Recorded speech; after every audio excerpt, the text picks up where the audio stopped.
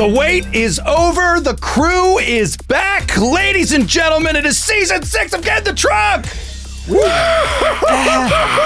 Lucky number 6. Let me hear you in the back. Let me hear you in the back. What's going on, everybody? Oh my gosh, so excited to be back for season 6 of Get in the Trunk, a new game Who Dis experiment that just went wild. And now we are 6 seasons in, 4 years in to our Delta Green gaming of all different kinds, all different operations. But now we continue our campaign of Impossible Landscapes with the same cast. They're all still alive. I don't mean the characters, I mean the players. Sydney, she made it. She made it a year.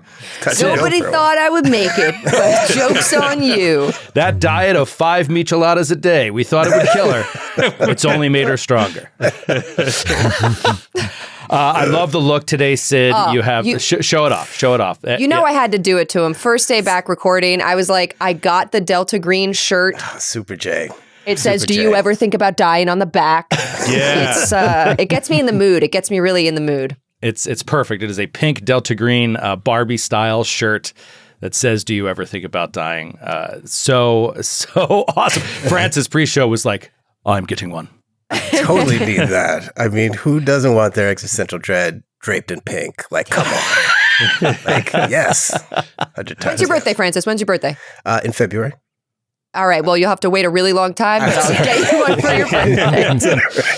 Really long ass time, and I guess happy belated. Sorry, Francis.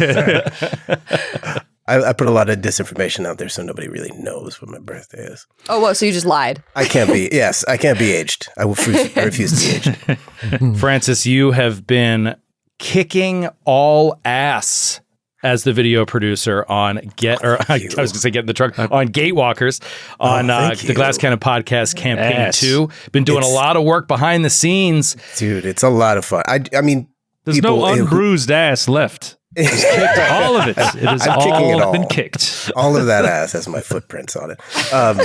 It's just like, I just laugh. People probably hear me in the background, like cough, wheezing, laughing in every episode because that's just like my job. It's so much fun. I can't.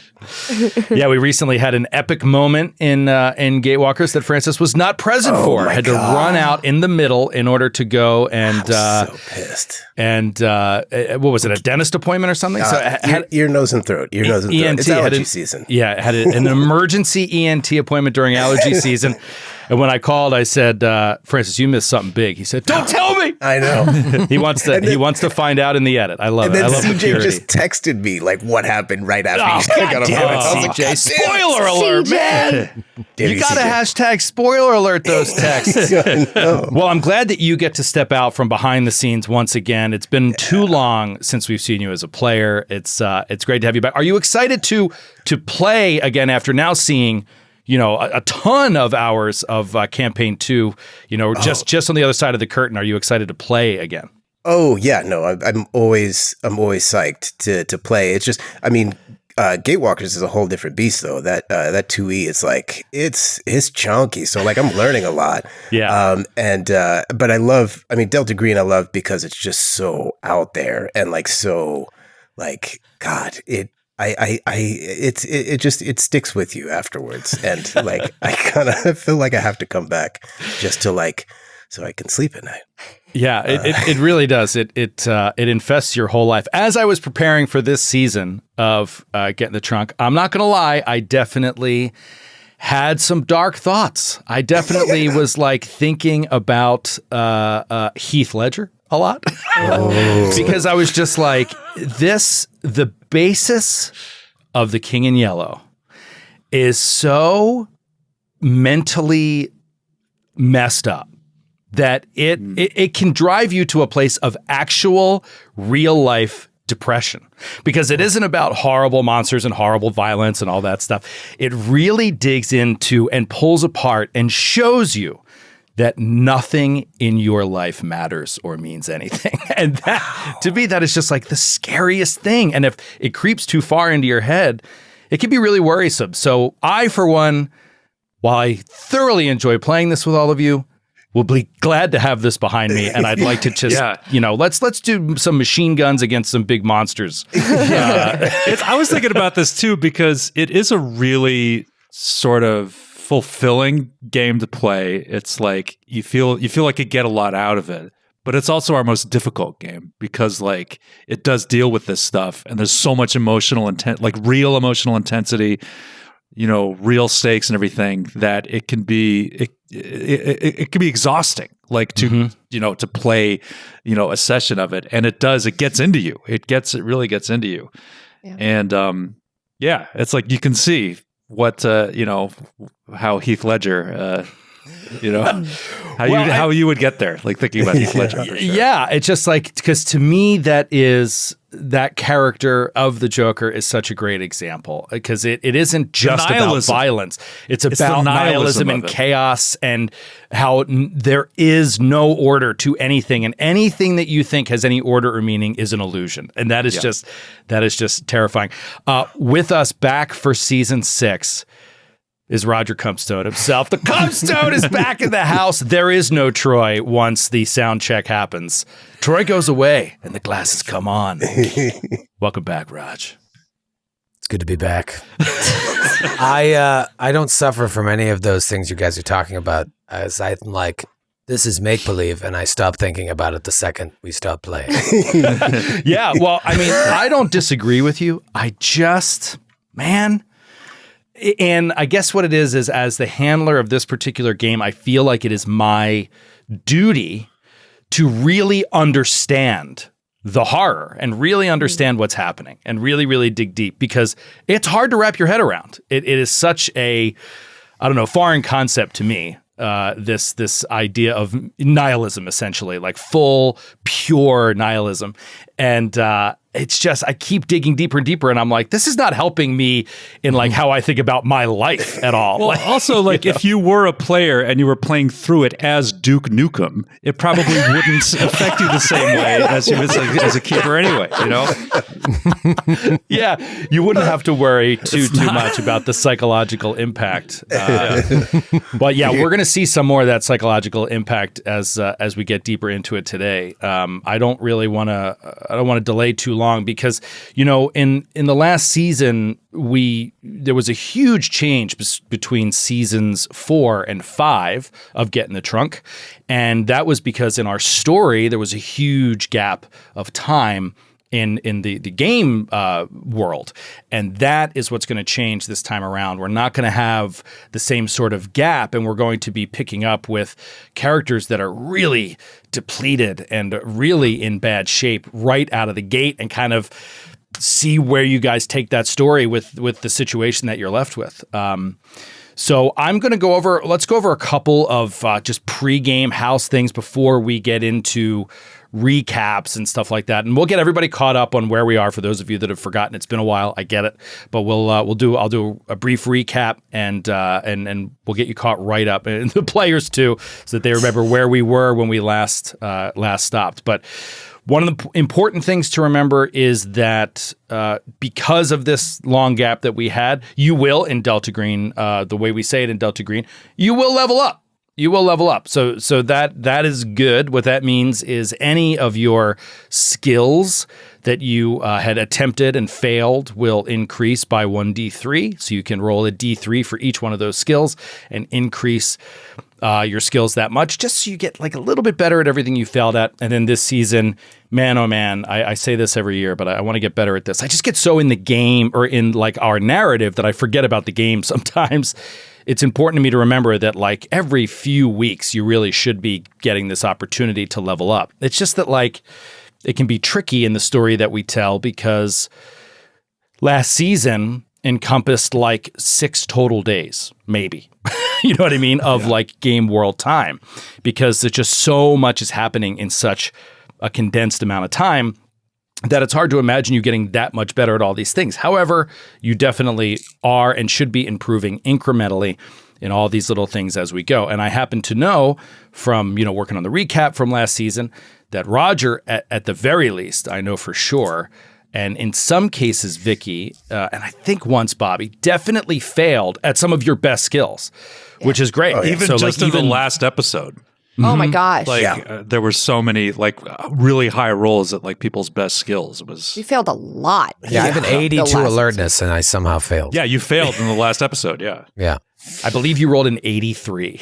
Yeah. And you were like, you I was think- one over. It was Yeah, one you're over. like, I think I got it. Just made it. And then Yeah. you go and look it up, and it's just like, not so much. Not so much. So we get everything we've checked, we get a D3 back. Yeah, everything you've checked, you roll a D3 and add it to that You want us score. to do that? Yeah, just do it in the background. You know, we don't really need to talk about it. If you guys I want to wanna- go roll by roll and tell you everything I get. Oh, hey, I have 17 checked skills, starting with alert. 17. So let's start in alphabetical order with alertness. I'm very successful. Excellent. Yeah, I just feel like in general, we should,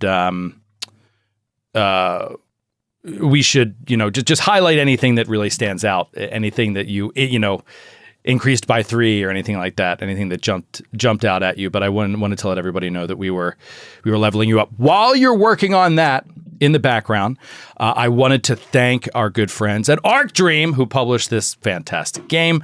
They are as excited as we are to kick off season 6 of Get in the Trunk, and so they wanted to offer anybody who's watching this premiere tonight live a giveaway. A special giveaway for the premiere of season 6 of Get in the Trunk. So if you are able and available when these shows release on YouTube as premieres, you should come and check them out live the night that they release. You can hang out with the Naish, you can chat with everybody, and I don't think this is going to be the last time this season. We will see awesome giveaways from Arc Dream and, obviously other fun stuff that we might be able to do too. So check those out live on YouTube. I know a lot of you are listeners. We love that you listen, but if you're able to, hop in on these because you might get a chance to put your name in the hat for some awesome stuff. And tonight, the publishers, our friends at Arc Dream, wanted to honor that King in Yellow by giving away a little what they're calling the Carcosa Kit.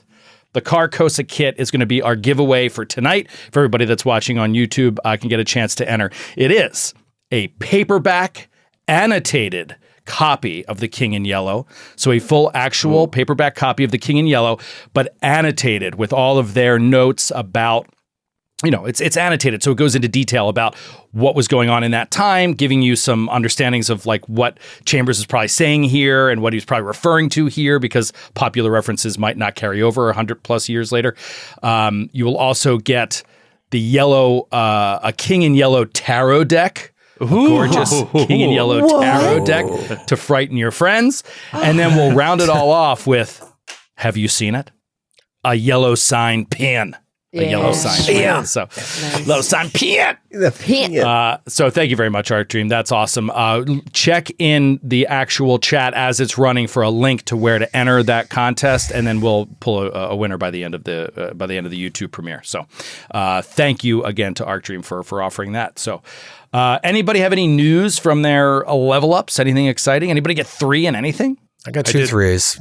Nice. In what? Anything Alertness and stealth. Oh, dude. Excuse me, not alertness, athletics and stealth. I got a 2 in alertness, so my athletics is 64 and my stealth goes up to a 77. Nice. My alertness is now an 84. So I mean, he's got fucking eyes in the back of his head. He's got like hypervigilance disorder now. All right, hypervigilance.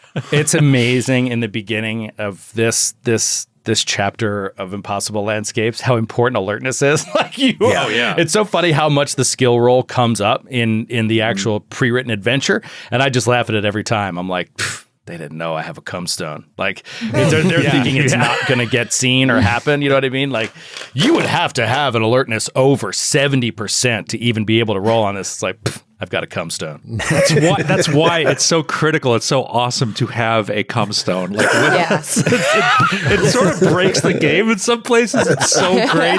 It's so comforting to have a cum stone. It's great. Everybody needs a cum stone in their life. I'll tell you. It's crazy. It could be too scary. It could be a little too scary if it wasn't for a cum stone. Yeah, definitely. The fact that something horrifying happens and you're like, this is the scariest thing that's ever happened to me. I'm having heart palpitations. And then you look slightly to the left and Roger Cumstone's also there. Yeah. It just, Like It's all gonna be- 74, it's all gonna be okay. 275 pounds.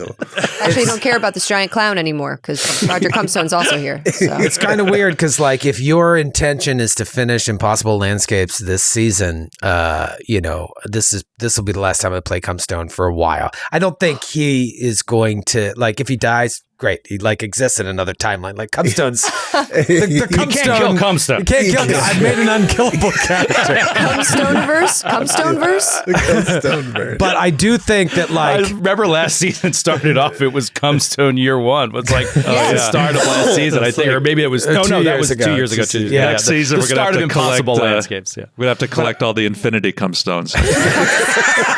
To kill him once and for all. that's what I think is like. So after this season, like whatever happens to Cumstone, like I'm not going to play him for at least 5 years after this. Wow. I want to like make Whoa. it so that he'll come back and it'll be a big thing. So you're talking about if he survives the events of Impossible Landscapes, you're talking about it's a Cumstone retirement year. Yeah, even if he dies, you're pre-announcing retirement. Baltimore Cumstone still exists. Like that version of any version of Cumstone is gonna. He's like Michael Jordan. He's gonna go play for the White Sox farm team for a while. Then he'll come back. Play for the Birmingham Barons. Yeah, well, you did touch on an interesting idea there, which some people might not realize. It is, it's an improv game. We have no idea how it's going to go or where it's going to go. But as of now, very, very early in this season, it is my intention for this to be the final season of Impossible Landscapes. So you guys should be considering yourself to be playing characters that are hurtling toward the end of all things in terms of this story. Leave it all on the field. Don't miss any opportunities to tell the story you want to tell, to get out the things you want to get out about your character, whatever deep-seated secrets those may be. Now's the time for it because soon, very soon, you may be dead, or you may be, in the way that this is going. Because look, a lot of this has not been gunshots, right? A lot of this has been mental, and the way that Neil is looking, the way that Bobby is looking, this could end up, you become an agent of the King in Yellow. Just put very simply, you become like the other people you've met that don't even realize that they're an agent of the King in Yellow. Did anybody else get any interesting 3-baggers on their skill level ups? Francis, not a 1? I just got a 2 that I added to accounting.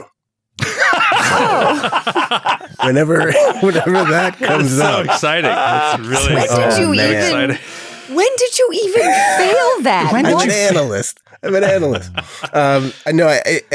So it was just the ones we failed? I think. Oh, okay. Maybe then. You know what, Francis? Give yourself 2 on account. Don't worry about it, buddy. I want to be able to do my taxes. It's going to come up now. It's going to come up I think now. that's important for Bobby to do his taxes correctly without any help. What about you, Skid? Any 3s? I got 1 3 in biology. Ooh, okay. Awesome. And Sid? I got 2 3s, 1 in search and 1 in stealth. And when Troy said what his stealth was, which was like 80 or something, I was like, ooh, I'm up to 14 in my stealth. Well, I see why you failed that. Okay. I'm sure I'll continue to fail it. So Yeah. Well, that's great. We're going to try to keep an eye on that, and I'll try to keep remembering to let you guys level up a little bit more often, even if it's midday, even if it's multiple times within one day. I don't see why not. These are all separate sessions for us, so we should play them as the book says, which is every new session. All right, let's get into a recap. I'd say a brief recap, but it's going to be tough. This is a long campaign that you guys are in. A lot has happened. Man, I give Troy shit on the road all the time about Strange Aeons recaps. And I really have to stop. I have to stop giving him shit because I'm gonna do these like are you hard. and just talk to Sydney while you do it. Yeah, it's so Troy. rude. did you see on the character? And normally it's me and Joe in Strange Aeons. I will say it's like us talking about something important. Like we're not just directly chit-chatting. story related. Yeah. He's like, did you prepare? Did you remember to do? And I'm like, yeah, what do you think? And then Troy will look over and go, stop it or I will cancel the show. I'll turn the show around. Turn the show around. But in this case, I will say it's been a long time since our last episode, since our season 5 finale of Get in the Trunk. And so I want to make sure that everybody is freshened up on the overall story of Impossible Landscapes. In season 4, when we set off on this adventure, we had never done anything more than one season. It was a what's the word? Anthology series, where each season featured different characters, different storylines, and they would start and complete in one season. However, looks like Impossible Landscapes, a very meaty campaign that takes place over a 20-year period, is going to end up being 3 seasons long. And so let's go back and start at the beginning. 4 Delta Green agents were called in and assigned to an operation called Operation Alice back in 1995. That operation was to investigate an up-and-coming painter in New York City named Abigail Wright, who had disappeared. Kidnapping was the initial suspected crime, as her credit card was seen used 2 states away a couple days later. However, when a cult symbol was found in her apartment, a Delta Green agent that's in the FBI saw this in a photo, immediately transferred it over to Delta Green agents that could pose as FBI agents, and Delta Green took over the investigation, and that's where you guys came in. Over the course of several days of the investigation in her Murray Hill apartment, you guys revealed that her disappearance was most certainly a result of that cult symbol. It was an unnatural effect that seemed to have infected the entire building as well. All of the building had a door that opened into an seemingly endless interdimensional space with hallways and rooms opening into all different places. It seemed to transcend place and time, this place. And it certainly seems to be the reason Abigail was gone. After killing Michelle Van Fitz, a poet and a resident of the building, God, brutally, by setting her on fire and then putting her out with milk. Expired milk. Don't forget, She had it coming. Before we set her on fire, Roger Comstone did slam her into the fireplace. She tripped. She tripped. Your Honor. She tripped. She did trip. What Roger Comstone did do, and this should have been enough of a sign that he should be flagged as being unnatural in and of himself, is that he reached inside of a partially opened door to where the chain was latched and ripped the entire chain off the wall from the outside. The strength that takes is beyond imagining. The only word for that is unnatural. That is the only word for that. He should gain unnatural every time he does something like that. Like, he becomes more unnatural. Neil and Bobby disposed of the body, I believe, in the Pine Barrens. If memory serves, right. I have since seen the Pine Barren episode of The Sopranos, which I had not seen prior to that, and I had a little chuckle. Yeah. Thinking that there was no saving this building, no saving any of the remaining residents, and no saving Abigail Wright, you burned the building to the ground and thought your mission accomplished. You returned to your regular lives, and some of you were involved in Delta Green operations over the years, some not so much, some more than others. But then 20 years later, in August of 2015, you were reactivated when a patient in a mental hospital in the Dorchester neighborhood of Boston wrote Abigail's name on their wall in blood before disappearing with another patient. The agents were activated by Agent Exeter for an operation called India Moon, a mission to find the missing patients who themselves were once Delta Green operatives, who now suffer from mental illness due to their exposure to the unnatural. They were being treated in this facility. They escaped. Within a few days of investigating this mystery, you uncover a bombshell of unnatural influence that has infected not only the entire hospital, but Delta Green itself. The hospital's administrator, Dr. Richard Dallin, once a respected physician and Delta Green friendly, had succumbed to the influence of the King in Yellow. He, in turn, infected Agent Exeter, who then brought in the agents for an operation called India Moon that was never an official operation of the program, and that was set up completely by Exeter, true name, Dr. Elias Barbas. It was set up by Barbas and Dallin so that you specifically would go to the hospital and become trapped in the orbit of the King in Yellow. This plan seemed to work because you entered the hospital at night. You became suddenly sedated, by some extremely strong orderlies, and you became patients at the hospital, believing in some cases that you had been patients there since the McAllister Building incidents of 1995. Your mind actually allowed for this to happen. Bobby and Neil slowly descending into this madness, leaning into it. Vicky and Roger keeping their wits about them, fighting back as best as they could to believe there was a real world out there that they lived in for 20 years. This was not their future, or their past, I should say. Vicky and Roger primarily organized an escape attempt from the hospital that would require the guidance of a patient named Timothy Bile, or King Bile at night, a person whose job seems to be to tug the strings of fate, align them as they are meant to be. In the ensuing escape attempt, the agents came face to face with a clown monster. The clown and the paper dragon. In a harrowing encounter with the clown, you managed to drink this viscous, oily red fluid known as Patsu, which allowed you to vanish from the night world and reappear in what appears to be just a common residential home back in apparently the real world somewhere, with a demonic symbol underneath you on the floor in this attic. As you start licking your wounds, Bobby heard what sounded like a music box coming from the lower floors of this house. You come out of the attic, you go to the closet where the sound is emanating from. Roger opens it up and finds a clockwork little girl standing there, looking at him inquisitively. Roger, a little punchy and maybe not taking any chances, fires his sidearm at the little girl, the Empties little the clockwork clip. doll. Empties the clip. Bye, bye, bye, bye, bye, bye, bye. Kill the robot. That was the right move. That was the right move. It's the right move. Instantly, the clockwork girl vanished from sight. Sanity checks were rolled, I believe. I don't remember. Should have been. She left behind, though, a piece of paper. A piece of paper fell to the ground, and written on that piece of paper, and that piece of paper was Hotel Broadalbin Stationery.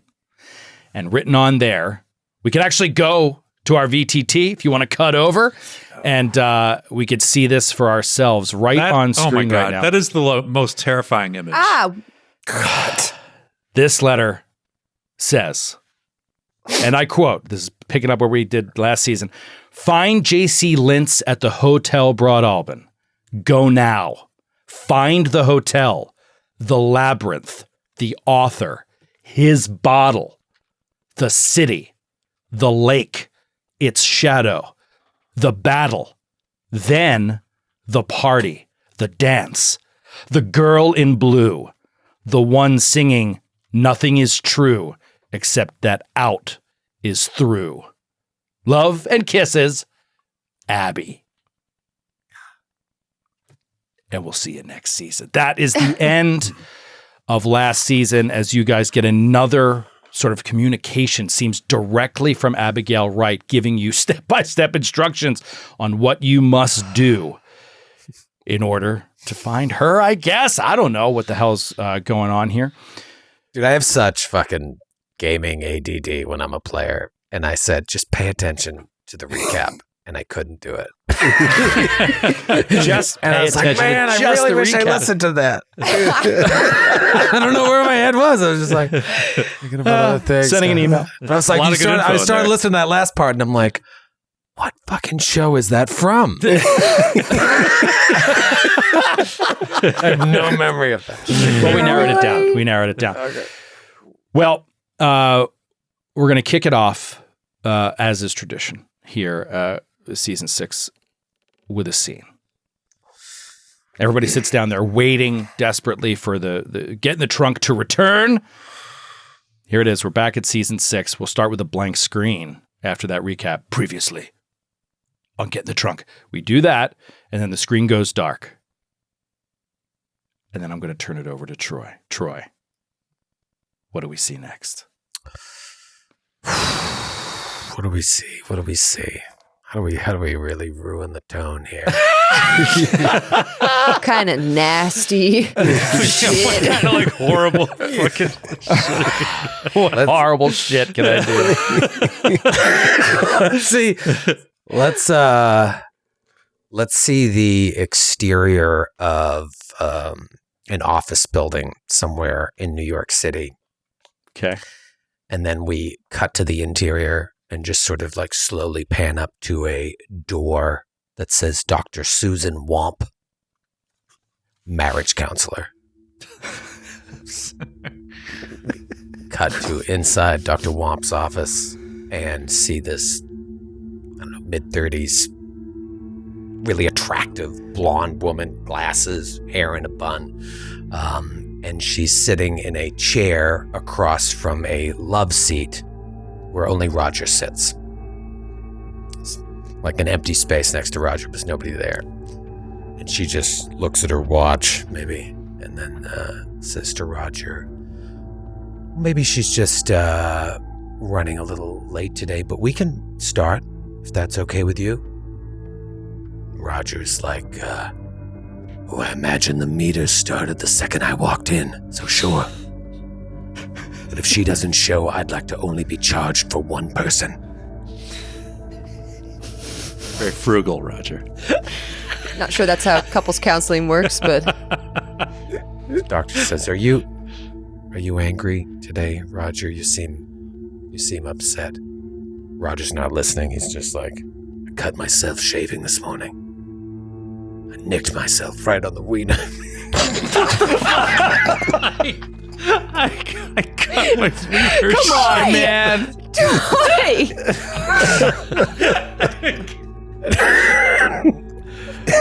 Just find it amazing that he uses the term wiener. Wiener. Couldn't get it out. Classic cumstoneism. I nicked myself right on the wiener. Have you been drinking, Roger? I'm an adult white American man. Yes, I've been drinking. Roger, I'm not here to judge or start a fight with you, but it's 9:30 in the morning on a Tuesday. Roger just lights up a cigarette. It's happy hour in Vietnam.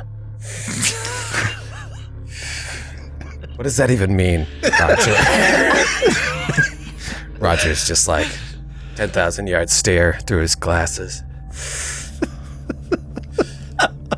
Do you have any close friends, Dr. Womp? Yes, Roger, I have close friends. You ever had to cradle their head as the life went out of their eyes?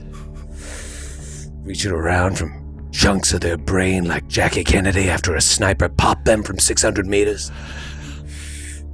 Dr. Womp doesn't answer. Roger just looks to the door. No one's coming. We had a fight this weekend. She threw a bottle of Jack Daniels at me. Luckily, I had just finished drinking the entire bottle, so it didn't hurt that much.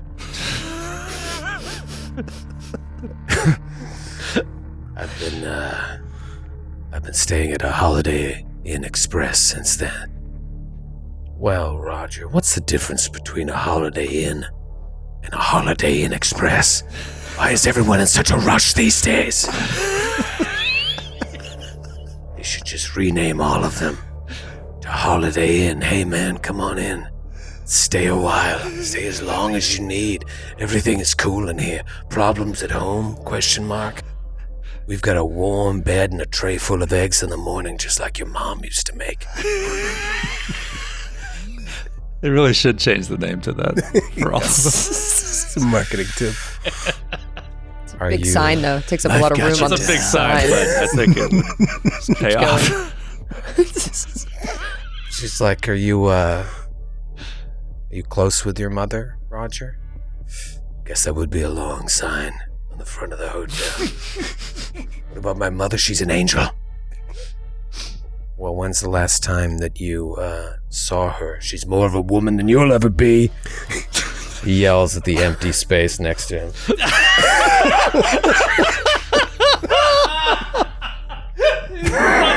He's so insane. And he has the highest sanity of all of you.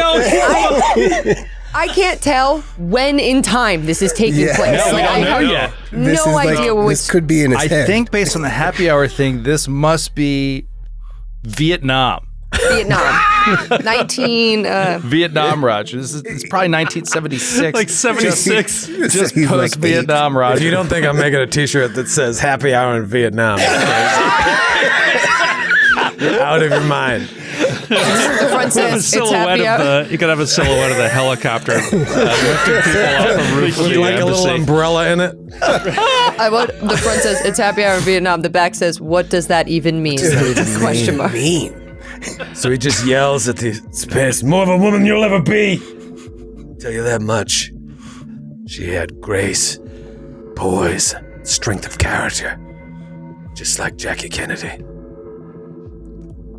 Dr. Womp just watches Roger. Roger sees something by her feet. It's like, the hell is that thing? He points down at Dr. Womp, and she pulls up a mirror from the floor. She says, "Oh, it's a mirror, Roger. I was going to do an exercise with the two of you today. I like exercise. What's the exercise?" She says, "Well, it works better with two people, but we can try it. Sure. Here."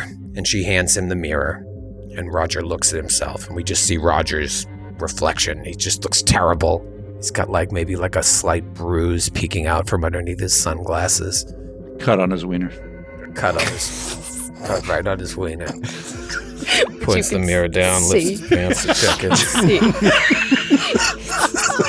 Clear. Just got gauze wrapped around the neck on his wiener. So what do I do? What do I do here? And she says, "Well, what do you see, Roger?" Stares at himself. "I see a man who hasn't orgasmed in over a month. This is stupid. I don't want to do this." Dig deeper, Roger. What do you really see? And Roger just reluctantly looks back up. But instead of his reflection, he sees that he's looking out the window of an airplane. Maybe he can faintly see his reflection in the glass of the airplane window, but his eyes are drawn past that reflection to the scene outside. There's a massive storm, and he sees the waters of Chesapeake Bay just sloshing about, and watches as some enormous creature begins to rise from the water and reach its tendrils out towards the plane. And Roger just drops the mirror, stands up, the mirror shatters. Dr. Womp stands up in fear, and Roger's like, I gotta go. And she says, "No, Roger, it's all right. Sometimes you'll see things in there that make you feel." She's like, what did you see? He's like, I gotta go. I'm sorry. I'll pay for your mirror. I'm sure you got it from Tiffany's. Feel free to charge me $1 million. She says, "Roger, please don't go." No, it's fine. I'm sorry. I just not in a good place right now. I don't like looking at myself. I don't like the man I've become. I'm a monster. And she looks down at his hand, and it's covered in blood. She goes, "Roger, hold on, your hand's bleeding. Let me help." He's like, No, I don't want to get charged for the Band-Aid. I'm fine. And I'm sorry. I've been rude. I shouldn't have come here drunk. I'm just sad. Sad, and I'm alone. And I'm alone even when I'm with people. I'm gonna go, and I'm never coming back. And the doctor just stands there, motionless, watching Roger. It's like taking his gushing blood hand and just wiping it on his black jeans. And he goes to the door, and he turns around, and he says, "If I never see you again, I just want you to know that I constantly imagine you naked. And that's why I continue to come. Jesus Christ. So I could refresh your image in my mind browser." And he walks out, blood print on the door. And we black out. Coming close on that blood print on the door. He's so sick. And then poor bastard, man. He's such a sick man. What's wrong with him? Cindy, that was so pure and genuine. You're just like, what's wrong with him?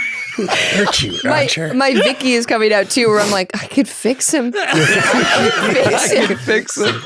That is a teardown. That is a total teardown operation. That is a gut Fixer-upper. reno of a man. renovation. When do we think this is, Troy?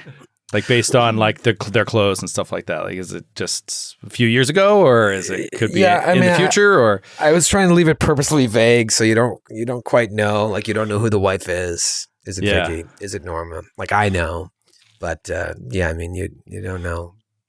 It could be something that didn't even happen. Like Roger's such a psychopath. He did say, and I'm Talking sure this to was the bird. intentional. Yeah, I know. I'm sure he had a script for all this. He did say mind browser. So He the did say internet, mind browser, so the That's internet a does new one. exist. the internet The exists. internet exists. Yes. Yeah. So it doesn't He's have aware to. of it. It could be 1976, and Roger could already know about the internet, but just be in 1976. That's It true, just too. narrows it down. Yeah. Roger exists Not at in all. all places at all times. Was there a brown glass ashtray on the table in the Yeah. office? Yeah, that's a good question.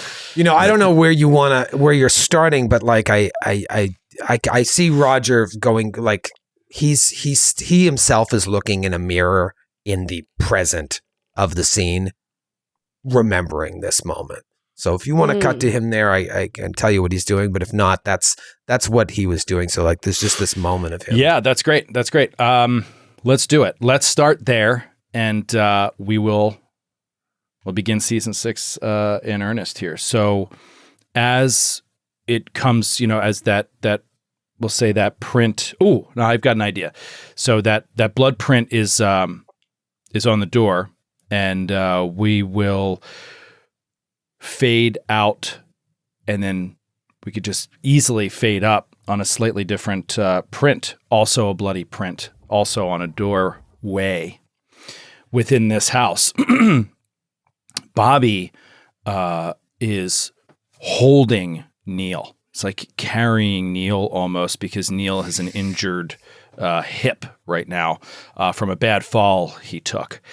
Bobby is holding him, but Bobby still has some residual actual blood that he's bleeding from the events that seem to take place in the night world. How can this be?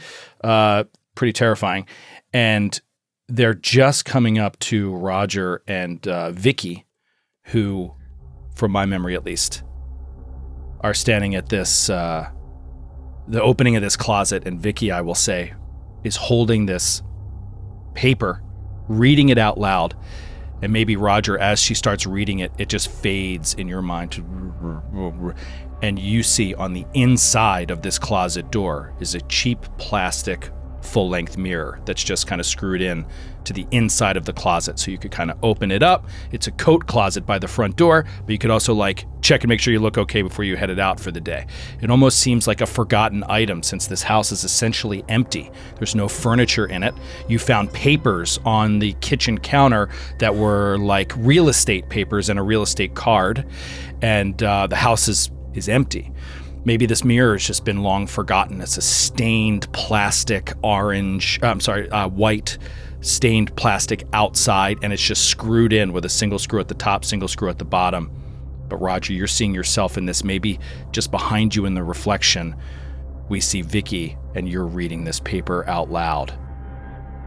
Bobby and Neil start stumbling up. I never gave you guys a chance to react in character to finding this or seeing this. And so Roger is lost in that scene for a moment. What do you guys do next? So Vicky just finishes reading. Nothing is true except that out is through. And she kind of turns towards Roger, who is staring off into space. And then she slowly turns around to see Bobby and Neil. And she goes, "Oh my God, I didn't even lay him down. Is he okay?" I don't know. And Bobby just kind of collapses one knee to like get him down to the ground. There's no furniture in this house, right? Yeah, so he's just gonna try to gently lay him on the floor.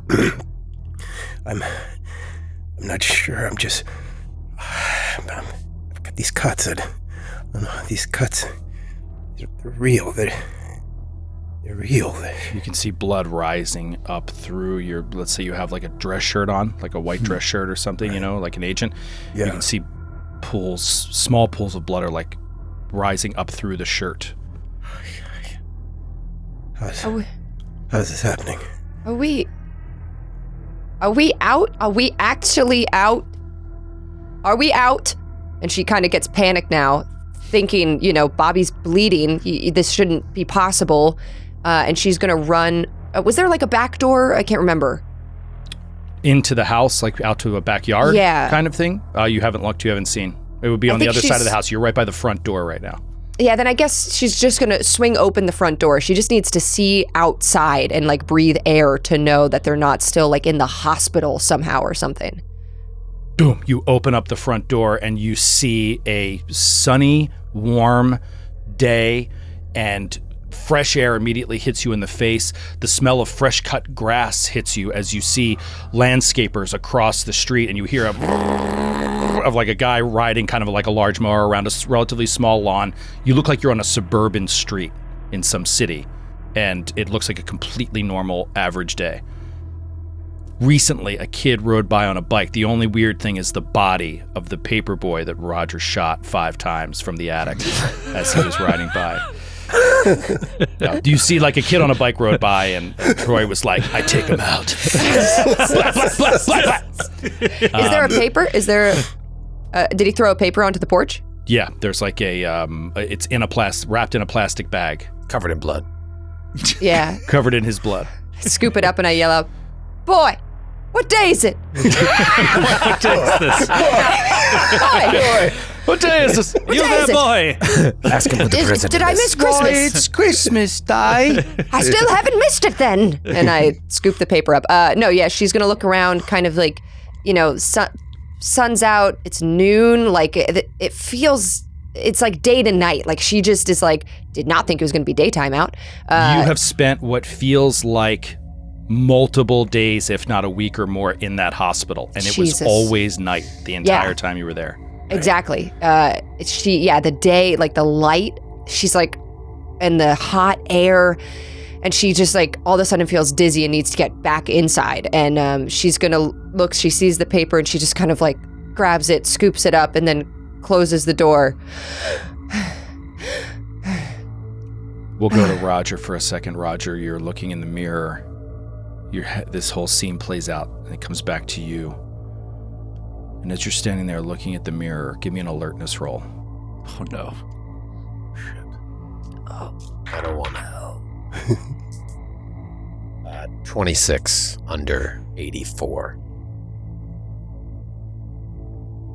There's someone behind you, but you can't see them. They're behind you and off to the side.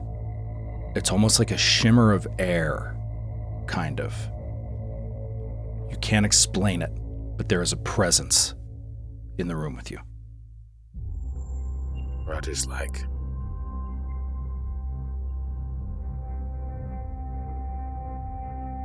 it's a bad place to be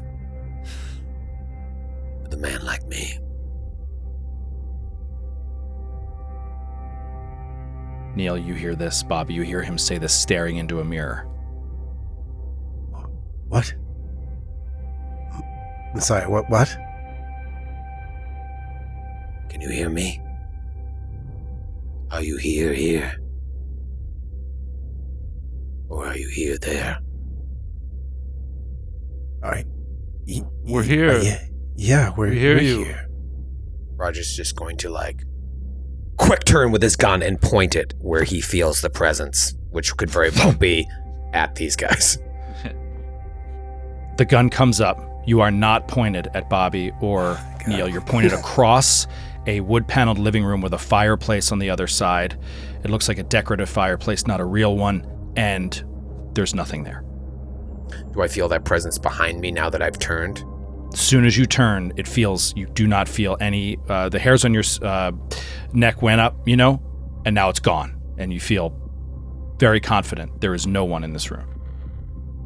Turn back to the mirror, pointing the gun at my own reflection. Do I feel that presence again? No presence. Roger?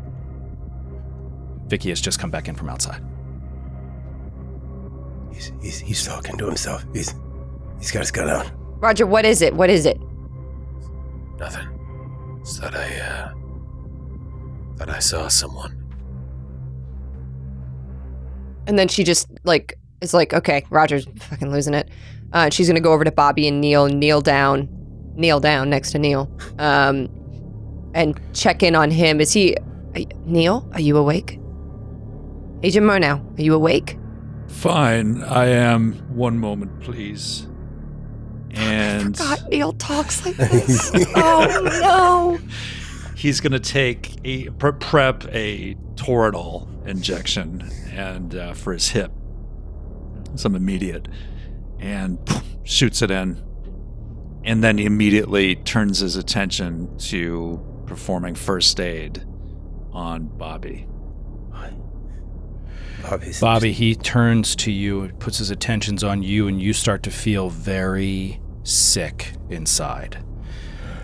You start to feel as if your blood is running cold. You start to feel as if your blood is running entirely out of your body or something. Your vision is starting to curl in from the outside. I can't focus. I'm so dizzy. Your heart starts to race. It's hot. It's hot in here.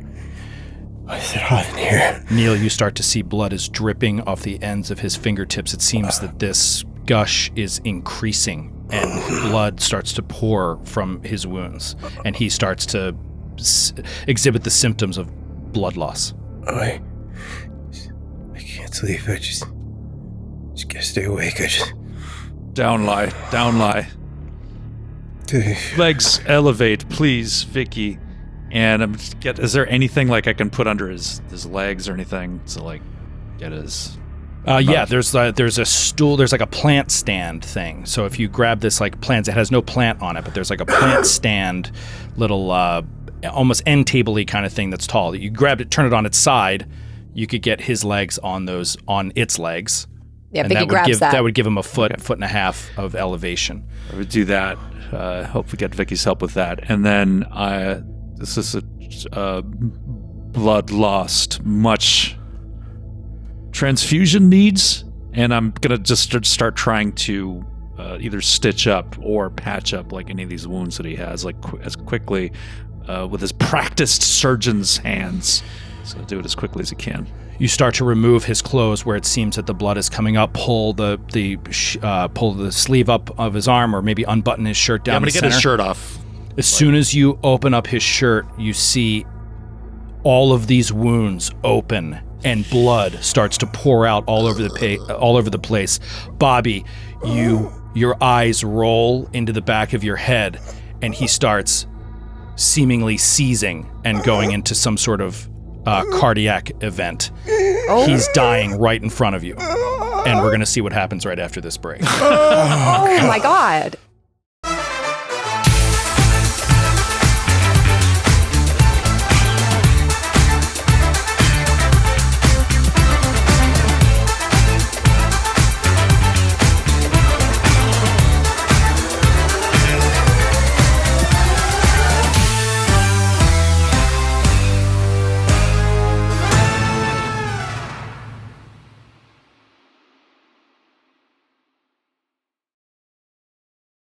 And we are back. We are, just a reminder, doing an awesome giveaway tonight, courtesy of our friends at Arc Dream, which is just fantastic. A Carcosa kit, as they call it. Tonight, we are going to give away to those watching the YouTube premiere. Go in chat right now. We're going to drop the link to where you enter this giveaway. Because tonight, Arc Dream is giving away the Carcosa kit. It is a paperback copy of The King in Yellow annotated. They released an unbelievably beautiful annotated hardcover edition, which I actually which I actually have. And it is really incredible. The amount of detail in the annotation. It's like a whole other book. It's like having 2 books in one. It's incredible. So a paperback copy of that, a King in Yellow tarot card collection, and of course, the yellow sign pin, so you can corrupt all of your friends. Make them play Impossible Landscapes with you. So thank you to ArcDream for that. Enter the giveaway, and we will announce the winner in the chat during the premiere a little bit later tonight. So let's get back to it. When we last left, Bobby had seemed to go into some sort of cardiac arrest, perhaps, or some sort of shock. Neil was working over top of him, trying to figure out what to do. But when we come back, we see a different scene as we fade up.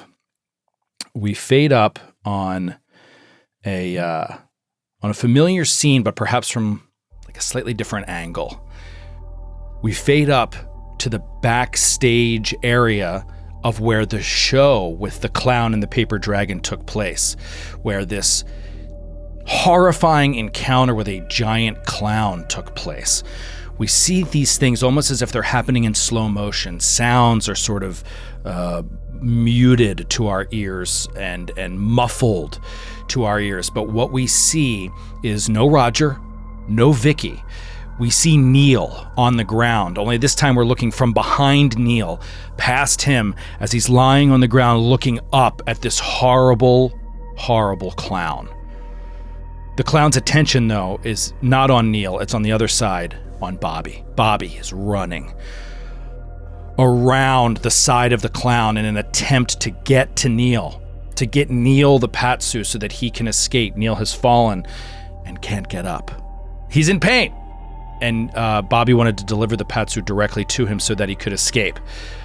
But while trying to round this clown, Bobby rolls an ankle, and we see it in slow motion. He stumbles just enough that this massive white glove of whatever creature this is, wherever it's from, reaches down and hits Bobby as he's going past. The moment it makes contact, we see Bobby drop the Patsu. His eyes roll back in his head, exactly what's happening on the floor here right now. And we see him, in the show, what happened last season is that he began to, his life flash before his eyes. We saw his rising through the ranks of the CIA. We saw his relationship with his father. We saw his father attempt to strangle him to death in this moment, but he wanted so desperately to fight back.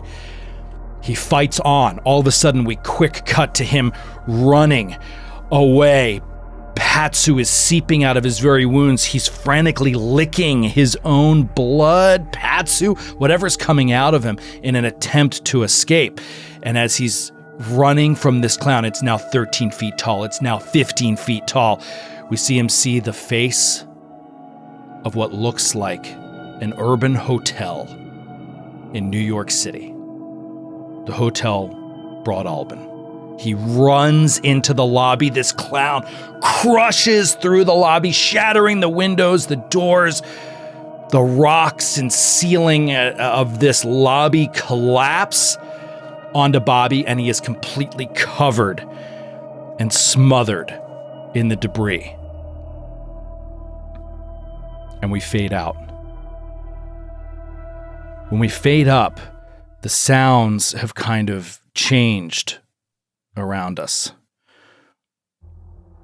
You hear this scrambling sound of rocks and rubble being moved, cement blocks, bricks being pulled away. Bobby, first I need a sanity check because you suffer from a disorder of claustrophobia. Claustrophobia, yeah. You're piled under these things, and you can hear these sounds. You can hear the scraping, but you see no light. 74 over 25. 74 over 25. I'd like to track this separately from your current sanity, please. Okay. Please lose 1 point of sanity. Just mark it that you lost it, dude. Mark it, dude. Mark it, dude. Marking it. Don't forget, dude. So just -1. Just -1. And this rubble starts to get pulled away, and you start to feel the weight coming off of it, and then suddenly One is pulled away, and into your view in this blurry sort of, your eyes are trying to adjust.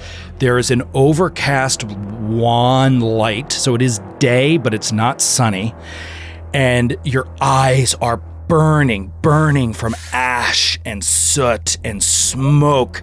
And through this haze, you see a man over top of you, and he's pulling these rocks away. Then you see another man over you, pulling these rocks away. These look like youngish, kind of like fit young men that are like kind of like scraping this stuff aside, and you recognize a face of one of them. This man, you know this man. We saw him in the first scene of season 5 with Bobby in Aleppo, where he came with his partner and they were being sent out on a job by you to protect an asset. This guy is standing over you, pulling these rocks away. You can't see who the other person is. Like I said, your vision is all messed up. Your eyes are burning, but as enough rocks get cleared, you start to get your surroundings, and you start to hear clack, clack, clack, clack. Clack, clack, clack, clack, clack, clack. You start to hear machine gun fire in the distance. You start to hear the far off sounds of what sounds like artillery shells. And all around you are blown out and broken buildings. And for a moment, you realize that you are in Aleppo. You're in the streets of Aleppo, and there is some sort of battle going on. This guy reaches down, grabs your hand, and he's talking to you, but your ears are blown out. You can barely hear anything. What? He's reaching out a hand. Bobby reaches out to grab it. He just needs to get out of this rubble. You grab his hand and he pulls you up out of these rocks, and you start to get your bearings, and you are on a street. You look to the left and you see that there's a roadblock with tires and a burnt out truck, and it's on fire. You look to the other side and you see that it goes off into smoke. You can't see where the street ends, and you just hear sounds of men yelling, and like I said, the clack, clack, clacking of machine gun fire in the distance, and this person is trying to pull you along. As you look down at the ground, you see that they've got boots on that are tied up tight like military boots, and you feel like you're in the middle of a war zone, and they're moving you down the street. He just shakes it off, just starts to get his bearings. He's ducking at all the explosions and gunfire. Just where? You can't even hear your own voice. All of a sudden, we cut away from your perspective, and we see this pretty clear. There's a guy who's a soldier, and he's running you through this street. We hear it loud and clear now. Clack, clack, clack, clack, clack, clack, clack, clack, clack, clack. And you're yelling, where, like because you can't hear your own self. Your own self. You can't hear yourself talking, and he's just yelling at you. Get to cover!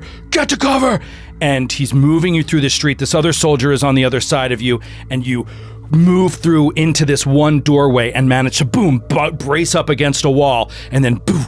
He sits down, and the soldier guy, and he's like bearded, and he's like heaving. He's like, and your eyes start to clear from the smoke, and you see that if you're in Aleppo, this doesn't make any sense. As you glaze over this guy who you know, his garb, he is fully clad in what you would know absolutely is a United States Army World War II soldier's outfit, head to toe. Helmet, green fatigues, standing with a carbine rifle. I can't remember exactly. Like an M1. Like an M1, rifle. And he's leaned up against this wall. You see his like olive canteen, like he's all kitted out. What? And your head turns, and you see the other soldier next to you. It's not that guy's partner who was with you at the first scene of season 5 of Get in the Trunk. You look to your left, and you see a soot, oil, and ash-covered face streaked with sweat and blood, and you recognize, without any question, the face of a 22-year-old Roger Comstock. What is in happening? full World War II fatigues. Oh my God. What the fuck?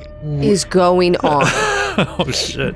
And now we cut back and we see Bobby is now completely unconscious. He is dying in front of Neil. This is happening live in the room to you guys. What do you guys do? Man. Well, first of all, speaking of Heath Ledger, why so serious? Nice, kid. Yeah, you're working the puns today. I like it. I'm gonna. Is this first? This is a first aid check, I guess, right? Or medicine. This would be first aid. That's right. I'm gonna. First I'm aid gonna check. try to like do like CPR or like whatever a doctor would do in this situation. Francis, I need you Yeah. to decrease your hit points to 1 hit point.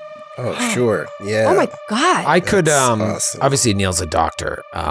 My medical experience is just like battle medic. But Field I do have dressing, yeah. I do have a 32, so maybe I could at least aid the check. Sure. How does it work? Like if I roll and succeed, he gets... I don't How know does off the that top of my work? head, but don't worry about it for the moment. Let's just start rolling. You tell me what. So, are you gonna? First of all, let's do this real quick in the narrative. You're gonna holster your sidearm, Roger, you know what? Just let Neil kill him. and I'm rush pretty- over to help. I'm pretty sure it's a plus 20 or a plus 40 if it's like a critical, an overwhelming success. Yeah, for you know, the That aid. sounds good to me. I'm the player wanted to help Bobby, but I also think Roger is like wandering around the house. He's very uneasy and he feels like people are watching him. So I'm not. Yeah, Roger might be too disconnected freaked at this out. moment to be able to. Well, maybe Yeah, Roger's Vicky on like can edge aid. and he's just walking through the house with his gun by his side, looking at everything, trying to figure out where he is. Just like clearing each room of the house. Yeah. Like, kind of. Yeah. would you let me? I don't have any medical, but Vicky has her human and her psychotherapy, and I wonder if she can sort of like talk Bobby into stop hyperventilating, like you're going to lose more blood, like, you know, take deep breaths, stay with that kind of thing. Sure. Okay. So first, let's do Neil first aid. I got a crit success. I got a 55 under 70. Oh, snap. Wow. Oh, God, help me. That is amazing. Okay. Go ahead and roll psychotherapy. Does it have to be psychotherapy? Could it be human? My human? No. Okay. Why? Are you re-rolling? No. Sydney, what did you roll? I got a 78 under Over. 83 for my human, but over a 50 for my psych. I didn't know it was going to be psychotherapy. I would have rolled better, obviously. Oh, so you're telling me that roll was for human? You Yeah. thought you were rolling human. And that's why they fell that way. If you can sleep at night, go ahead and roll again. Do a Yeah, psychotherapy. I absolutely can. Let me roll again. I sleep like a baby. 30. Yeah, that's what I was meant to roll for psych. No, it's fine. I failed the 8. Oh, damn. Okay, so she's talking to you, Bobby, and Now's we the time to flash- panic, Bobby. Breathe we harder. We flash Freak to this out. scene as you're momentarily out of the line of fire. You're breathing, and you feel like you hear a voice on the wind, and it sounds vaguely like Vicky, but you can't really make out anything that it's saying. Back to Neil. Okay, Neil, give me 1d4, please. 4. Amazing. Okay, you are able to through like CPR, you are able to get Bobby back, and you gain 4 hit points, which is amazing. And you're, however, as you begin to work on the wounds, they do not stop bleeding. And Oh, no. Neil, you know that Bobby is going to start losing hit points with every passing 10 minutes until he dies. So you have Hospital. temporarily helped this, but like you said, transfusion. Yeah. Neil is like, he needs a blood transfusion immediately, and you get the sense that he needs to be taken to a hospital or a health center or emergency medical services, something immediately you don't have on you what you need to help. I was going to say, would there be a possibility that I would have, because I do have my medical bag, would it be possible, A, that I could perform an emergency transfusion, and B, that one of our group would be a compatible donor for him? No, you get the sense early on in this analysis of the situation that he would need an extreme number of bags of blood. A lot of blood, and that you could very well that he could still have brain damage even after a successful transfusion. Like, this is how quickly the blood is rushing out of his body. And if I don't know, like, I would have to know everyone's blood type, which I don't know that I would. Right. In our group. So, all right. So yeah, he's just like, hospital now. Need hospital now. So he says this to you, Vicky. I'm sorry. Can you remind everybody why you're talking like this? The audience. Because I was convinced that I'm speaking in this other language. Tartesian, right? So I was, yeah. So my brain is sort of like operating in with Tartesian kind of syntax, but speaking English. Yeah, Tartesian is a language that you found a book on, a translation book for English to Tartesian in, I believe, Michelle Van Fitz's apartment. Mm-hmm. There was also the night manager, Henri de Calvados-Castaigne, seemed to have a native language of Tartesian. This is some sort of vaguely European language that, as far as we know, was completely out of use a very long time ago. But yeah, it's like a pre-Roman Indo-European Iberian language. Yep, that's exactly what it is. Neil started to learn and understand this in a way, and because of his loss of sanity, it has mixed in his head between English and Tartesian, and he is kind of speaking a hybrid of both. So maybe at times, even when you're broken English, you're not even using English words, you're using Tartesian words here and there. Yeah. So insane. It really is. It's like so insane. It really is. Okay. So in this moment, you stabilize Bobby, and Bobby, you open up your eyes, and you're in this room again. You are not in some shelled out house on a city street. And do I see is Roger in the room? Do I see him? Because no, that I feel no. Okay, all right. Yeah, Roger's in another room. He's clearing the house. Messiah, the bombs, the shelling's getting closer. That's perfect. That's perfect. So as he comes up, he's mumbling this stuff, Vicky. Neil, this means nothing to you. He's obviously delirious. Get the cover. I don't understand what he's saying. What's he talking about? Is he having a war flashback? Hallucinating, he is. Vicky, the sounds of him mumbling over this, you and Roger, because Roger's automatic, but you're closer to the front of the house. Roger's automatic with his alertness. Both of you begin to hear the sounds of sirens in the distance. It sound like police or fire sirens in the distance. Are they coming towards us? For the moment, it sounds like it, yeah. Now, there was an epilogue last season, but we're not aware of that we're fugitives, right? That is correct. Okay. We don't have... Oh, wait. You don't even know where you are. Yeah, Vicky... Yeah. What's the paper? What Vicky hearing the sirens. Yeah, well, I was she's like figuring looking as I'm at walking Bobby. around, if she left the paper there, I want to look at it. Yeah. I think it's by me. I think it's like by Bobby, and I think after like Neil's talking to Bobby and Bobby's mumbling, she looks over and the paper's there, and she looks at the paper.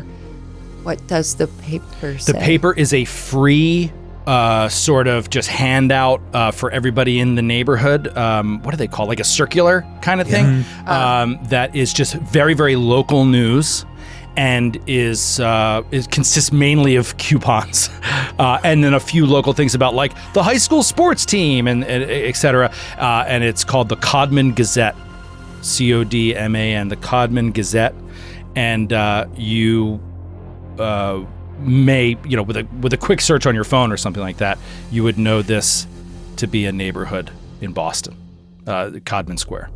And what's the date? It is the date on the paper is, sorry, I apologize. It is September 19th, 2015.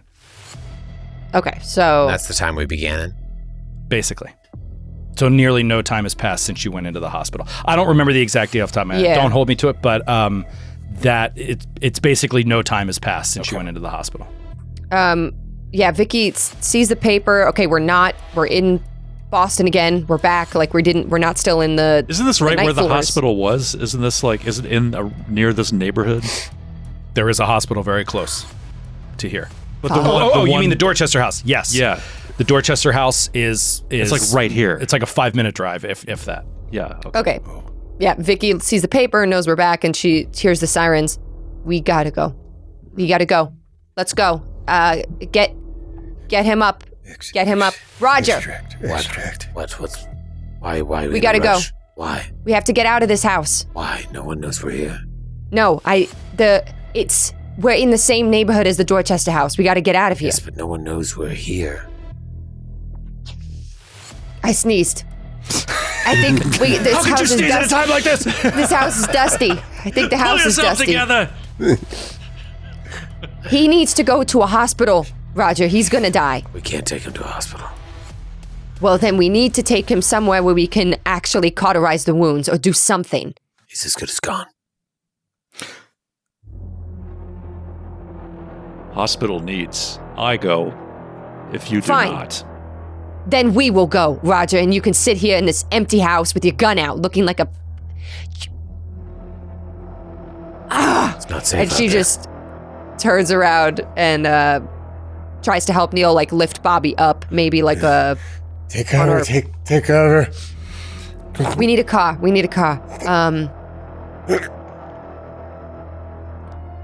Fuck. Is there a back door? Uh-huh. Does it go to a yard or does it go to like another street or something? Goes to a yard. I have to go out the front door. Okay, let's go out the front door. Hold on. Damn it. Roger will go to the back door and peek out the door. Don't go out there yet. Peek out the back door and you see a very small backyard with a chain fence, like kind of a beat up chain fence, and an unkempt yard with lots of like weeds and scraggly grass. And it's a relatively small patch of land.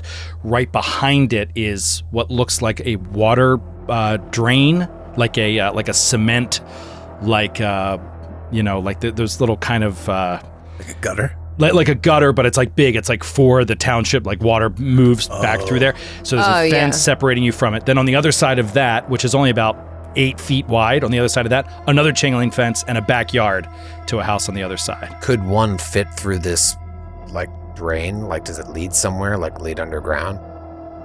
It's only about 4 feet wide. It does lead. At times, it goes underground into like kind of tunnels that it passes through. It's kind of like a sewage system, that's open. It's not for sewage though. It's for like rainwater to like We could move it out of the ostensibly city. fit in there. If we Yeah, wanted to. you could walk in there like in single file. Are there other buildings nearby that can kind of see into the yard? Like if I walked back there, is there another? Yeah, it's a bunch of houses. It's like a crowded sort of suburban area. Okay. Thought you were thinking about dumping my body in the gutter. Done. Leave him. Drop him.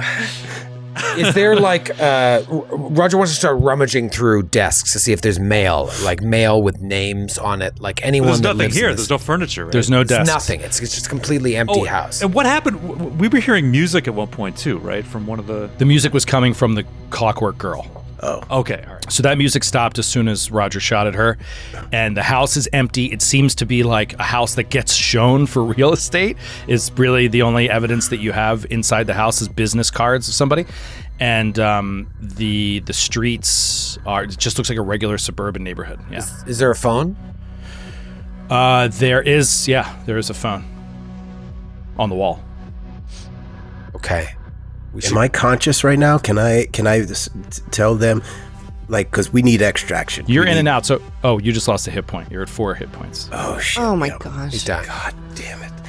And yes, you can be here and there kind of at the same time, Francis, however you want to play it. Okay. Extract. Call call for extract. And then I want to see if I can get in touch with Radek. Can we get Radek out here to get us? You would have to communicate that to your allies. Okay. Give me a will times 5 or a pow times 5 roll. Oh my gosh. Power times 5. Jesus. Ooh, 74 over 55. You're trying to explain to these people to use your phone to contact a person that they don't know, and it's just coming out as mumbo jumbo. I'm pointing at my pocket. Extract. Key. Extract. Radek. Call. I just want to Neil wants to either just steal a car, something, because we shouldn't be far. There is a hospital really close to this neighborhood. Mm-hmm. So it wouldn't take long to get there. So I think, I don't know. He just is very focused on getting him to this hospital. Call an ambulance, whatever. That's. Yeah, and I'm going to keep the pressure on with the blood loss, and he's going to continually lose hit points until he dies. You guys got to make a call, and you have to find a way to get to this hospital. So whether that's a cab or calling a car and trying to stabilize him until one gets there, or literally running him down the street. You know what I mean? These are your options if you want to get him to a hospital. And the sirens are there. Is there an ambulance in those sirens? Do we know that it's not an ambulance? Oh, the sirens have faded away. Oh, shit. Okay. We're fine. What do you guys think? I think Vicky hearing Bobby say, call for extraction, not a bad idea. We're not, wanted by Delta Green. We were on a case that we think was completely fabricated. I don't know if they hate us. The problem is you have no contact with Delta Green. Only Bobby does. Yeah. Oh. Yeah. Because your contact was Agent Exeter, and you killed him in your Airbnb. Do our phones work? Yeah, your phones work, your cell phones work. Well, I think as far as we know, there's no reason why we shouldn't call an ambulance right here, right? Yeah. You can call 911. Sorry, I didn't even say that option. Yeah. You can. I'm going to call 911. I'm going to call 911. We would call 911. Yeah. I'm going to call 911. Yeah, please. Neil please, just please. boop boop boop calls 911. 911. What is the state of your emergency? Patient blood need. I'm sorry, sir. Vicky runs. That's great. Vicky takes it. There is a man who is dying. He's losing blood. A man is dying of what? He's losing blood. How was he injured? He got cut. Cut. Is there anyone in the house with you? Yes. We're trying to. We can't stop the bleeding. We need an ambulance. Was he attacked by someone? No. He just got hurt. We need an ambulance as soon as you can. I'm calling the ambulance now. Did he fall? Yes. What does it matter? Ma'am, please remain calm. I'm contacting the local police and the ambulance. They are on their way, but I need to give them as much information as possible about the nature of the injury. Did he fall? I am being calm. I do not know how he got hurt. I do not know him. She is trying to think now how to separate herself when they come. You don't know him. So you are not in a house. Are you on? Are you in a store? No, we are in a residential house. I don't know if it's his house. What is the address?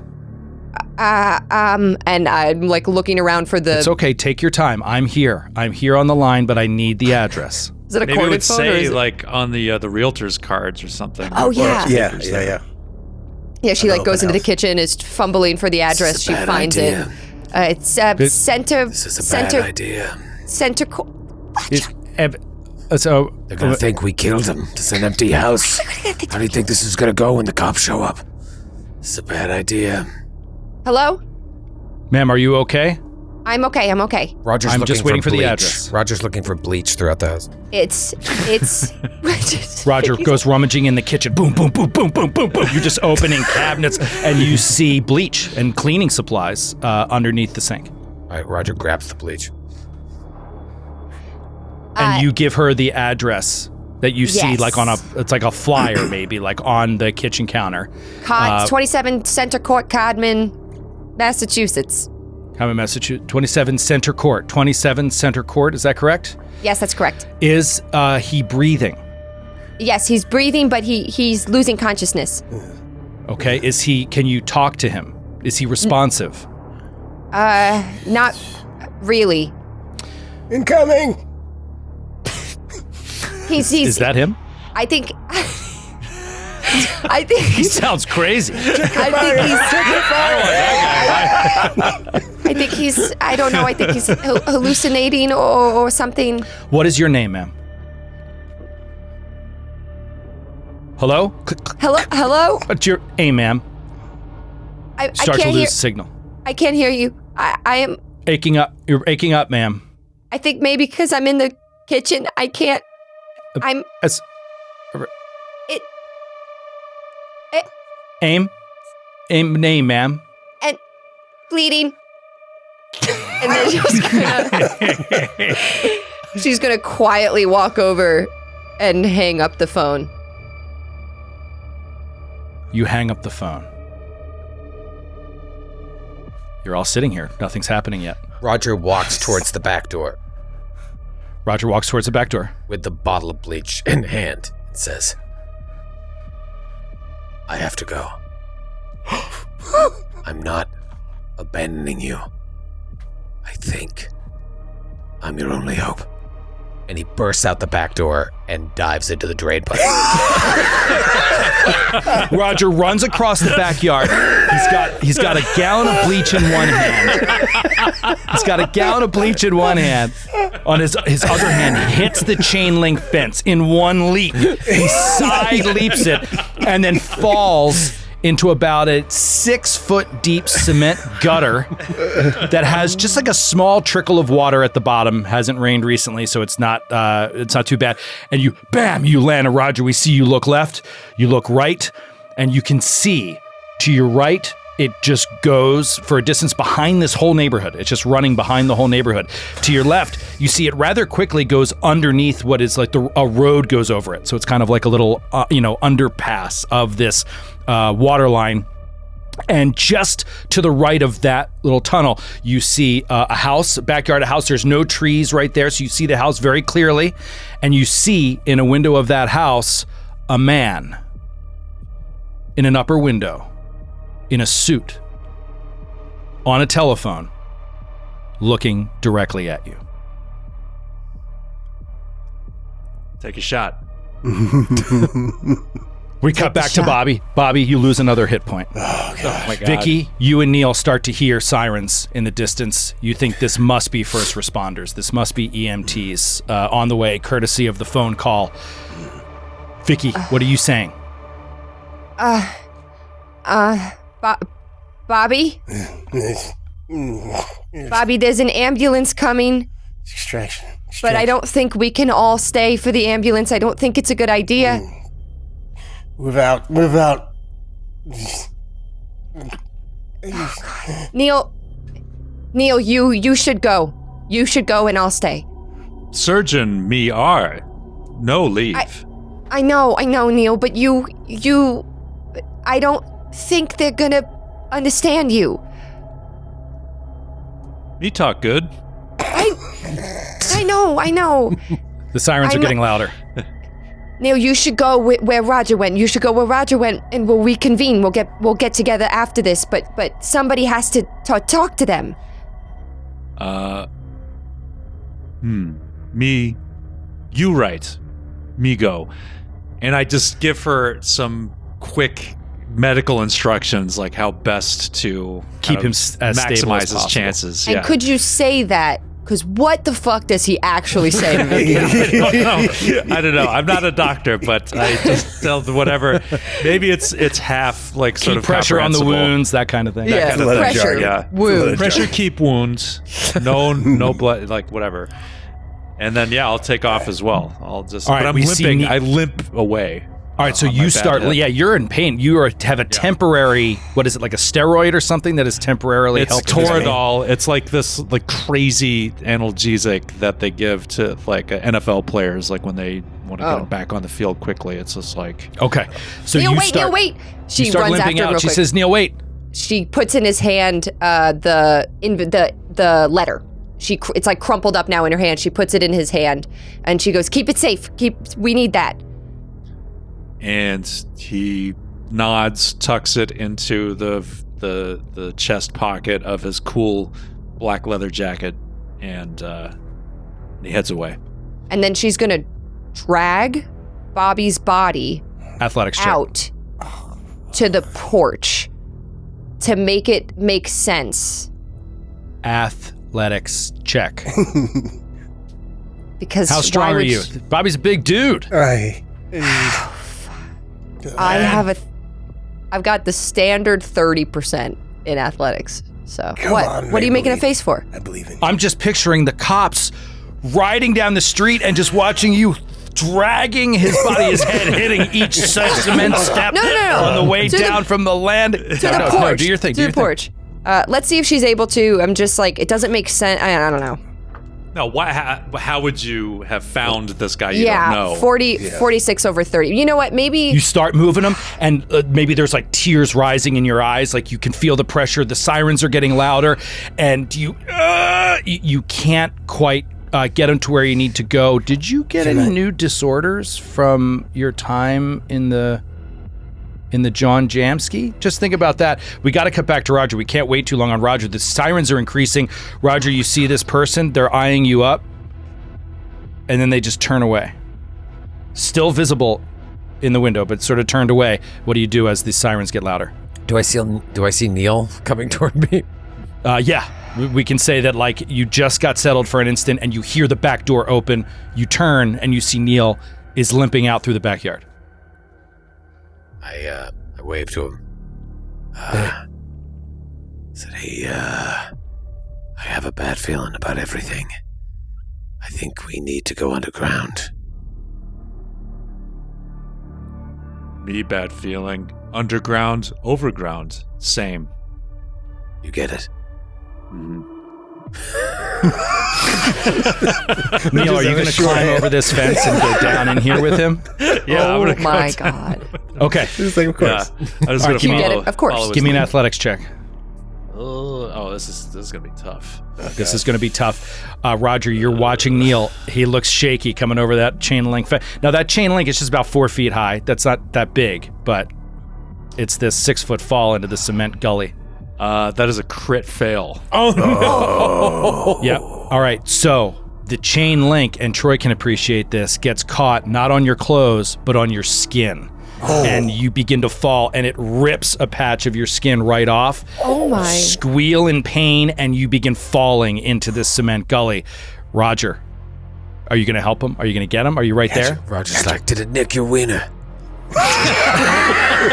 He's still got nicked wiener on the brain. I hope his wiener's all right. Matching nicked wieners. God help me, I hope that wiener's safe. He goes over to him and he just looks at this crumpled old man on the ground and it's like, God! Can he stand him up? Come on now, Neil, can you walk? Well, no, I'm giving you a chance to catch him. You're close enough that you could catch him. You want to? Can you? Yeah, I'll you, lunge to try and grab him because I'm going to say you got him. I mean, you're so Okay. crazy athletic, and so yeah, you lunge, you get him, you take no additional damage, but take 1 point for that rip of the skin. And this is bad enough that it will need stitches. Nothing more crazy than that, but just a couple stitches. And he falls onto you. You're bleeding into the gully. What do you guys do? I run him out of there like the bodyguard.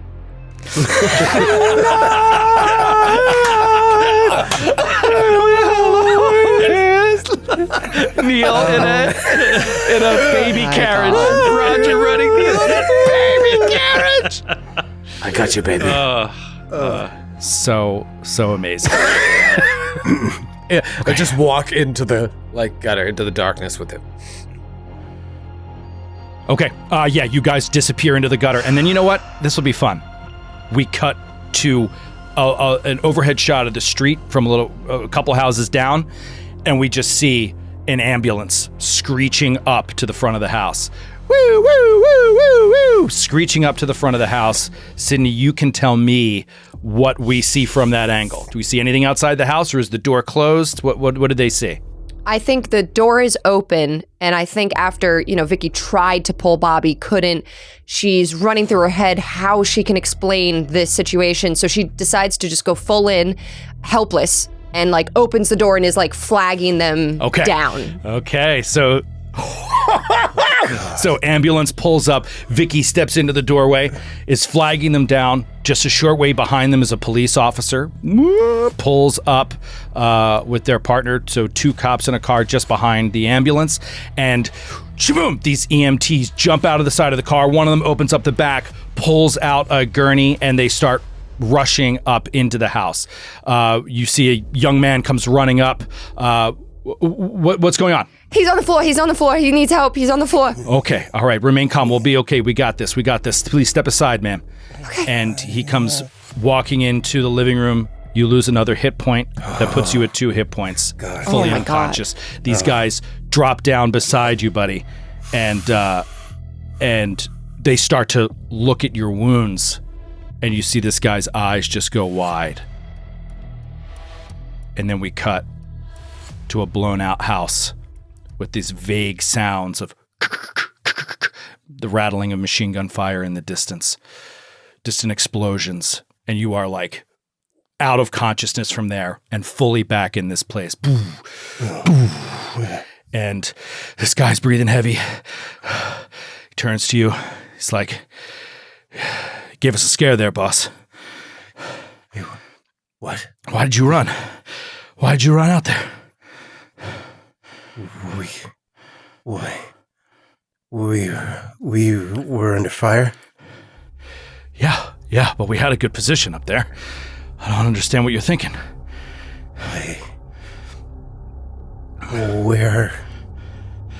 Where?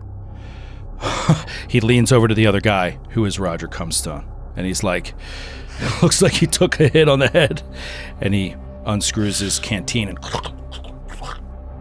takes a drink, closes it back up again, pulls his helmet off, sets it down next to him. You see his hair matted and sweaty, and he's just dirty and covered in soot and ash from these buildings. He's just like, it's all right, boss. We'll take care of you now. Let's get him upstairs. And they bend down, and as you start to look around, you see that there's some supplies stacked in this house. This isn't a random thing they ran into. This is sort of like a temporary safe space or something like that. Like a safe house? Like a safe house. And you see this old style brick city apartment building almost. It looks like it looks, vaguely European. So you think it could be Aleppo, but it's very, your senses are all over the place right now. You do not, it's hard to process. And he puts an arm under your shoulder and he wants to try to pick you up. Can I get up? Am I you totally... feel physically weak. You're not in a lot of pain, but you feel physically very weak. I just need a minute. I just need a minute. All right, get your bearings. It's all right.